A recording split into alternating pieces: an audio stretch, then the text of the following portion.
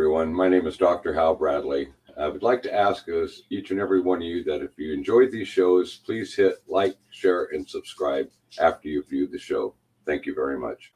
Well, hello, world, and welcome to another episode of the Crisis Victory Show. My name is Dr. Hal Bradley. I'm the host with co-host Pete Turner in the background somewhere. We like to bring these shows to you because we deal with people that have survived serious crisis events, and then they use their knowledge and their survivorship as a way, if you will, to give back on a humanitarian scale, which leads me to Ginny Burton, the guest that I have on the show today. Someone who is not only a survivor, but an advocate for humanity, taking what she has gone through, what she has experienced, went into an academic structure to back her life support skills, and is now out there on the front lines today. Ginny, welcome to the show. Thank you so much, Hal. I'm really glad that you invited me on. Thank you, Ginny. It's an honor to have you here.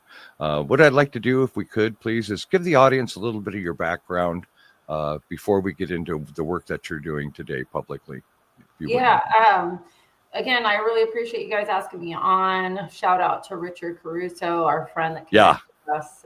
He's been a faithful friend for a number of years. I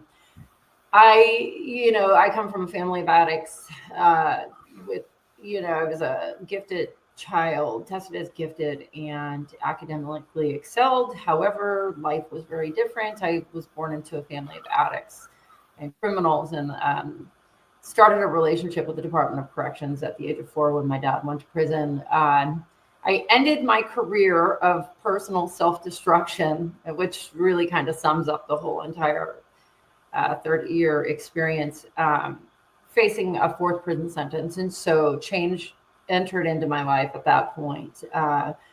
I was able to utilize a one-dimensional intentional intervention where I was separated from my destructive path to change my life, because I realized that the system was short-sighted and could only provide me that separation, which was exactly what I needed for God to intervene. Yes, I totally get it.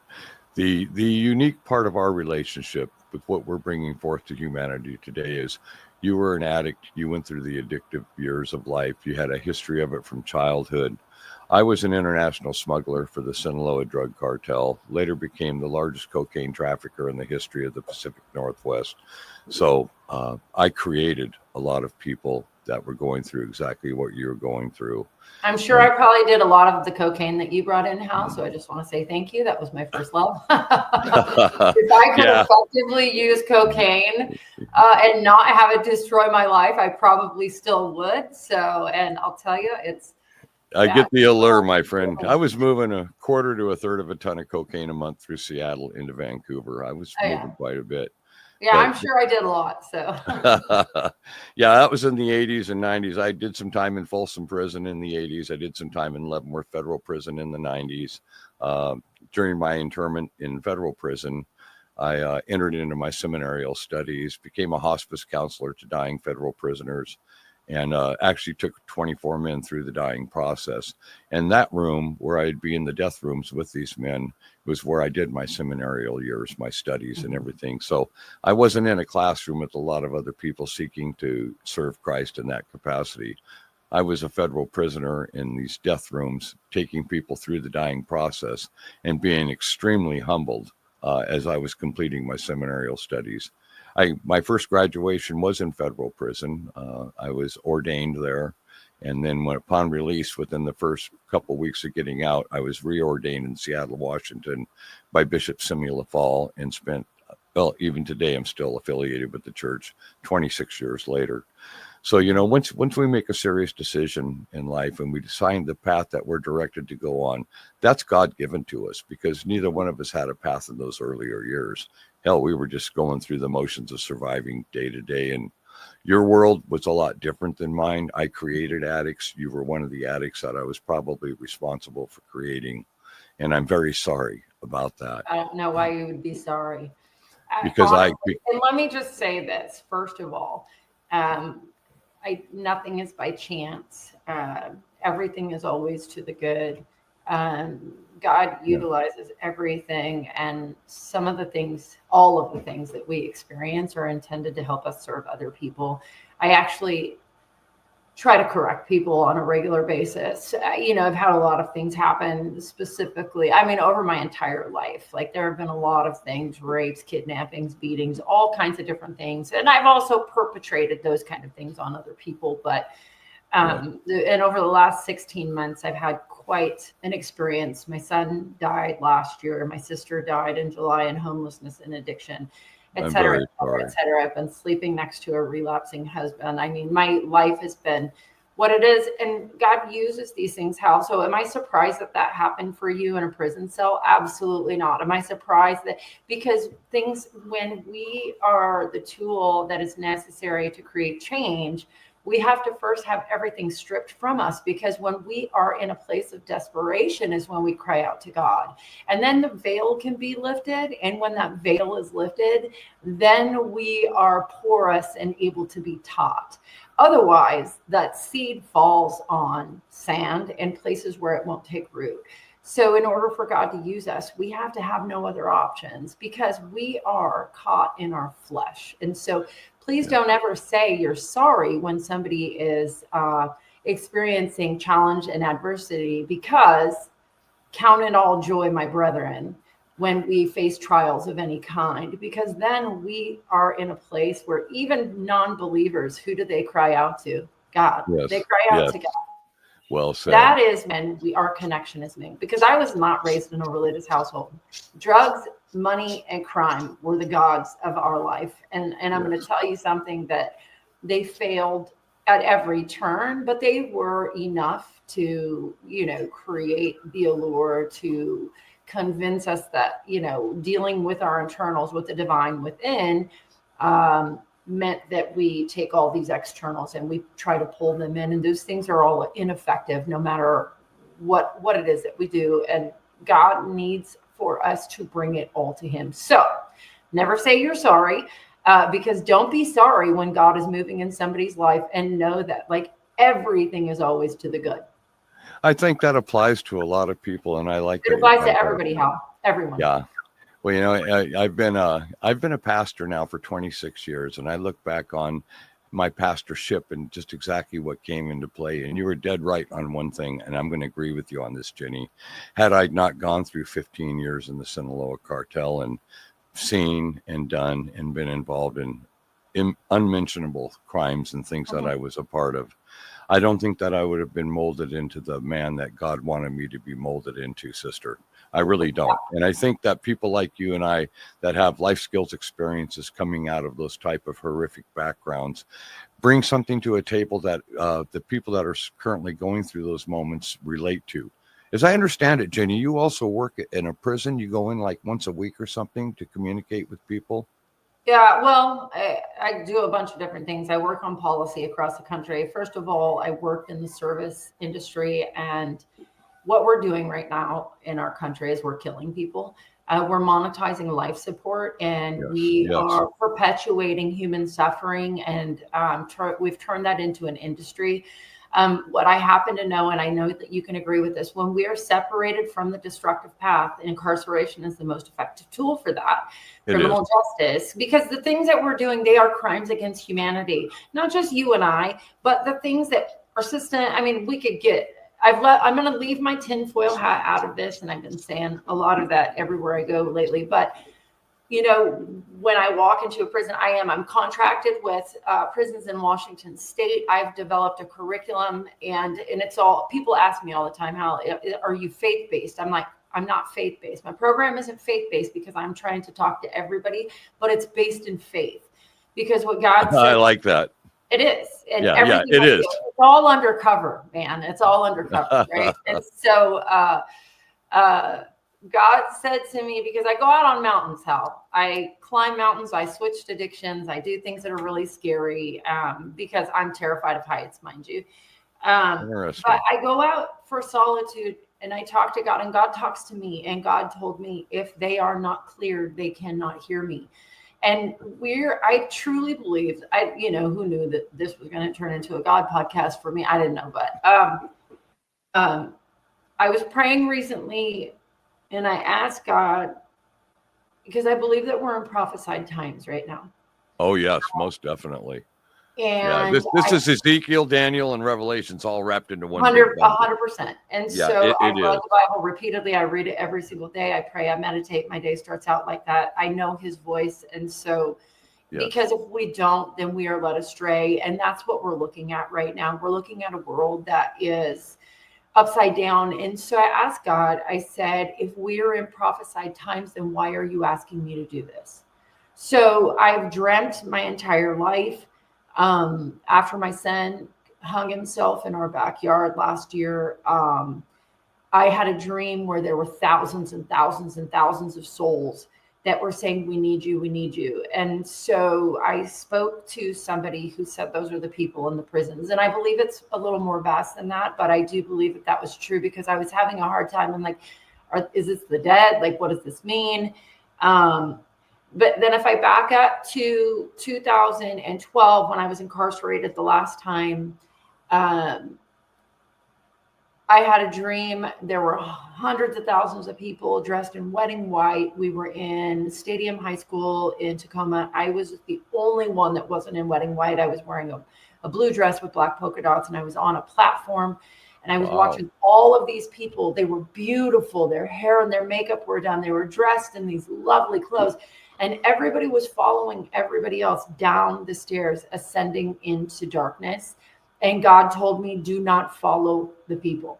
Do not follow. And so I'm kind of a voice that's not saying certain things out loud socially. And I've just really adhered to his word to try to guide people. So when I asked him, if we're in prophesied times, why are you having me do this? And he said, because the amount of souls that have been chosen to, or the amount of souls that are going into Sheol have not been chosen. And so I believe that it's really important, the work that we're doing. We wouldn't be prepared for this work had we not have experienced the things. I agree completely. And if Ginny, I hadn't gone through all of the things, I would not be the woman that I am today that can stand alone, knowing that God has me, knowing that I'm following his word. I will tell you this, you were saying something earlier about the anger was stripped from you in that moment. That hasn't been stripped from me yet. God is continuing to work on me there. But, and I'm also a 53-year-old perimenopausal woman. So I'm kind of, I'm up against the wall with that one. But yeah, I mean, we're seeing a lot of crazy things in our world. And so I go into prisons. I work with men in prisons. I like working with men because men are usually externally, what kind of job can they have, et cetera, et cetera. What I do is I work with people to change their thinking, to recognize their circumstances, to pull themselves out of victims. My motto and our tagline is no victims. We just don't do that here. Like that. We're the ones that have made the choices in our life. Nobody did it to us. I don't care. And I realized this in a jail cell, in a prison cell. Yeah. Who was looking back at me in that little metal mirror? It wasn't my mom. It wasn't my husband's. It wasn't the people that kidnapped and raped me. It wasn't any of the things. Yes. It was me. Yes. And if I wanted something different, I had to do something different. And where I have found my release and my freedom is through my relationship with Christ and my relationship with my choices. And, and so, yes, I created a program and a process. But this is the thing. Let me tell you this other thing. 2009, I was serving my third prison sentence. And this man came in. I was in a church service. This man came in and he prayed over me and he prophesied over me and he baptized me in tongues. And his prophecy was that I would make prisons a better place to live. And so when I was pitching my program to jails, when I was pitching my programs to all these different places, it was not a surprise to me that I made it into the Department of Corrections because that's what God said. And so, and that's everything I do is centered in prayer. Everything I do is the result of what it is that God is telling me to do. And sometimes how it's really, really hard. The last 16 months have probably been the hardest in my entire life. And he has asked me to persevere. Yes. You know what I like the most, Ginny, is how you reflect and give that glory to God in this conversation, because you're absolutely right. And another thing you said that got me was that you hear God when he speaks to you. So do I. but I never did before until I fell down on my knees that day and gave my life to him. And I get it. It was like a vessel just opened up, and all of this comes flowing in, and the love for humanity and the compassion for all living creatures. And Pete and I are preparing to go to Kenya. We're going to be in the war front part of the country when we get there. And we're going over there to a message God delivered to me to deliver to them. And the Bishop Wakisa that I deal with over there, I told him it was that God has commanded that we love one another, but to even love our enemies. And to take a message like that into the widows and the orphans and all these people is powerful, but there's no hesitation in the word that was put upon my heart. Confirmation to that was the bishop had just written a scripture out of Matthew where he's talking about the prisoners, and he's talking about the very thing that I'm being sent there to deliver. And it is absolutely amazing how God gives us confirmation if it's a righteous message, because he always does that. Like we were talking earlier about Saul, his conversion to Paul, God gave him a specific message at that moment. And this message was witnessed by those that feared Saul the most. So, you know, we look at all of this. Your background is a lot different than mine. My mother was a den mother in Cub Scouts. My father was assistant scoutmaster in Boy Scouts. At the age of 17, I was in the United States Army. I dropped out of high school, got a GED. My brother had been shot in Quezon Son Valley, Vietnam the year before, and all I could do was wait to be old enough to go and fight. But God took that path and transformed this young man and put me through training that at the time I didn't understand. Going through Tigerland and Fort Polk in 1972, we were trained in case we became prisoners of war. We were trained for escape and evasion. And here back in 2003, I was captured in a foreign country while on a covert mission. And I became a prisoner of that war in that country, tortured every day. And we were rescued under horrific rescue circumstances that I'm not going to go into. But I was also kidnapped in Culiacan, Sinaloa, Mexico, after I started working for the Department of Justice. And I was rescued from the kidnapping there. And I was down there negotiating a 3,000 kilo cocaine deal with the general in the Mexican army who got it from the president of Mexico's brother. So this was a high profile case that I was working on. And we talk about saying how you say I'm not sorry or I'm sorry is a wrong approach. To some, I agree with that. To me, the grief of what I spent 15 years in a cartel doing, compounded by the grief of going to prison and looking at the results of what I had been doing, did put a sorrow in my heart. So I do stand with you on that statement, but I also understand why I carry it, and I carry that grief to this day, and I will forever. So what I can do to clean that up and make it a better place is to do what I've been doing for the last 21 years, which is serving the addicted families, serving the homeless community. I have rape victims that are brought to me in the middle of the night with a knock on my door, and they're left there unconscious. I have overdose cases that are brought here to me because they won't go to the hospitals because they have felony warrants out, and they're afraid they're going to get dope sick if they get thrown in jail. It's not our place to judge them, Ginny. It's our place to serve them. And that's the mentality that I've taken on. And over these years have now acquired a very solid trust from that community. They know that if someone has been raped, that they can bring them here and we are going to minister to them accordingly. They know if they're overdosed and unconscious, that I've got the Narcan kits and the newer kits that they've just released to us. And I get those from the VA hospital because they know the work that I do. And this is payback. You know, you were talking about your son, and I'm so sorry about that, by the way, and my condolences. I know the impact. I still work in hospice. 5 days ago, I took a man through the dying process here at Providence. I deal with the homeless community. I get a call from a nurse at the desk, and she says, Dr. Bradley, we got another one in here that has no family, no friends, nobody. And I'm there within minutes. It just means so much to me to be that person, if you will, to give God that glory and God that representation in the final moments of that life passing. Yesterday, Jenny, my son was released from drug rehab yesterday. And I'm so excited that it wasn't a knock on the door from the police department telling me that my son was found dead on the streets a month earlier. These are things that I can really relate to you on what a parent goes through and what a parent feels that have gone through what we have gone through with our children and our spouses and others that we love and care for dearly that are of the addictive nature during that time they're going through it. So I really, really feel you when you made that statement. I know what you're saying without saying the words. I know. And I just want to send my love to you right now and my passion for you. And I'm so proud of the work that you do. And this isn't prideful as a sin. This is pride in seeing that through the survivorship of your life skills, that you're able to give God even a greater glory in every day you serve God. You're not serving Ginny. I see it. No, I know. I see it. I see it. And these are the truths. I was serving Ginny, it would be a lot easier, Hal. Yeah, it certainly would.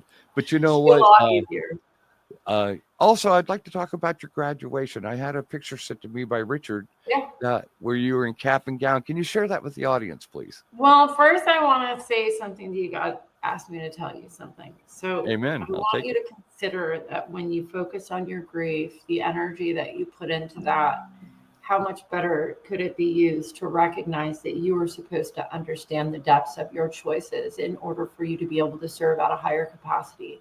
Because when we have understanding for the damage that we caused, only then will we serve in a loving way at the same capacity. I truly believe that 100%. Only then will we seek God at such a great scale.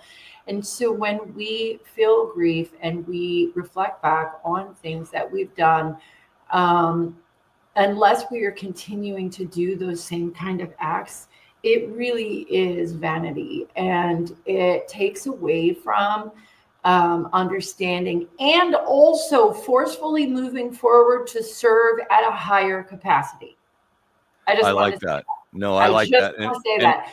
So and I received that, Ginny. I do receive that. You know, the night of June 6th, June 7th of 2020, I was assassinated. I was hit in my own backyard by a cartel killer that was sent here to take me out.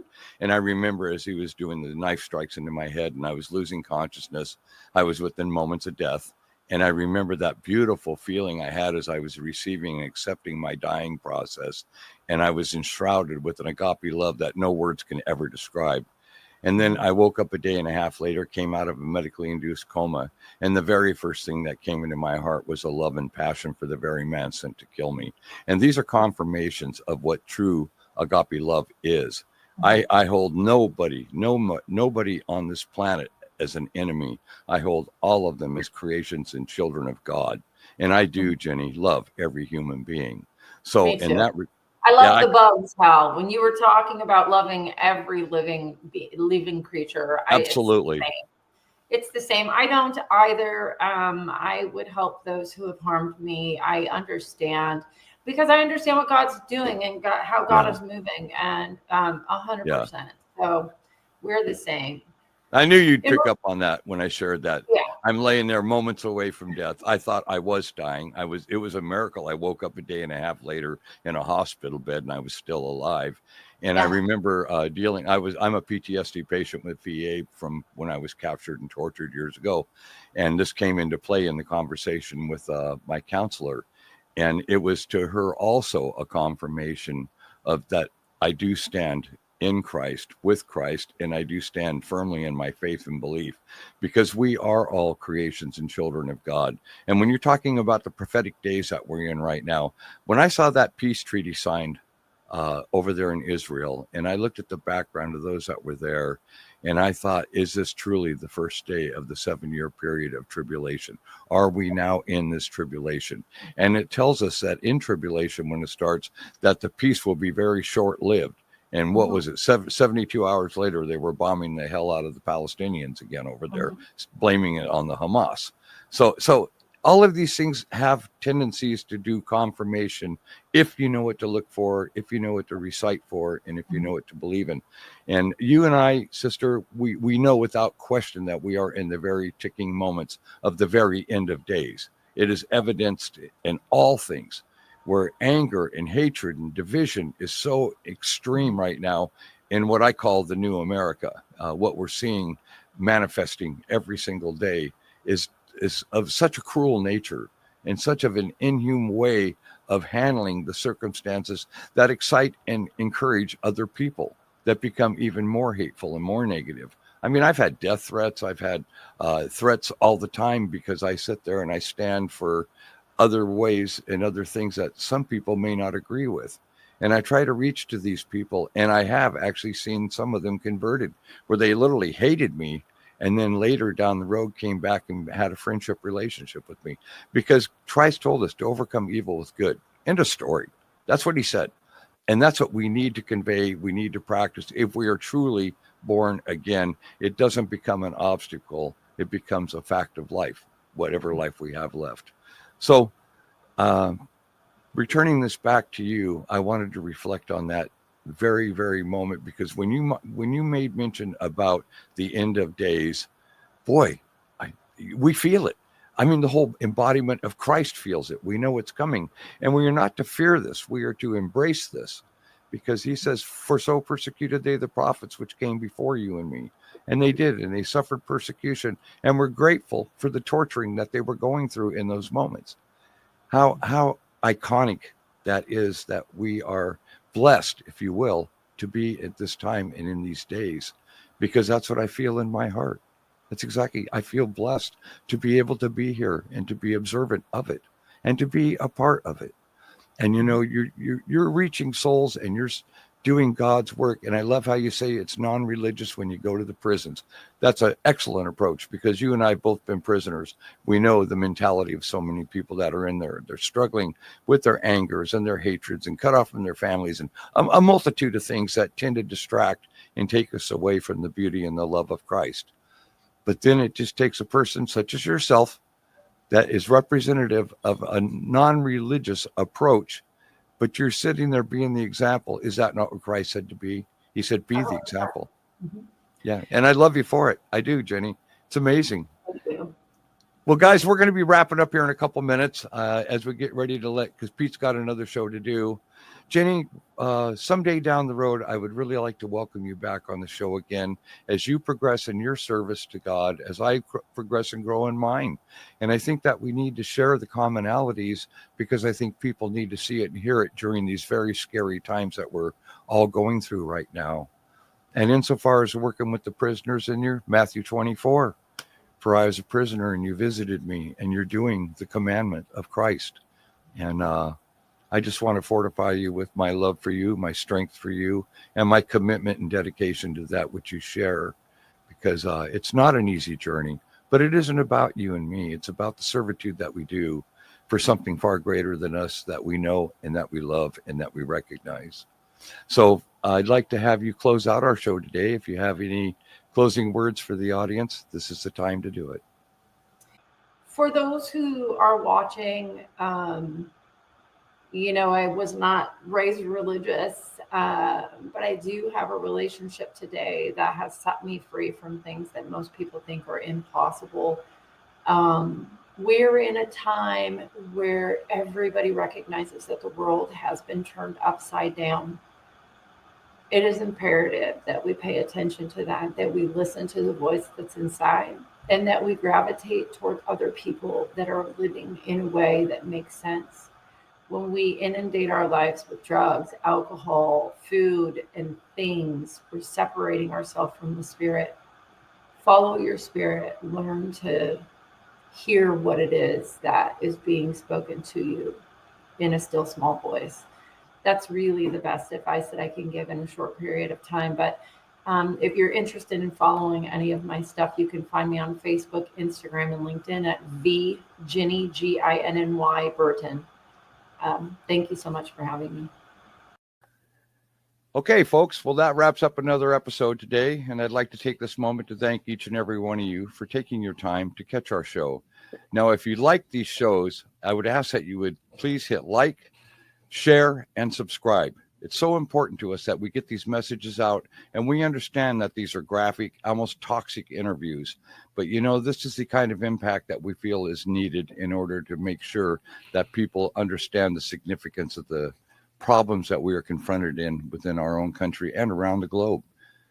So I'm going to say at this time that I love you all. God bless you all. Hasta luego, y vaya con Dios, and go Victors.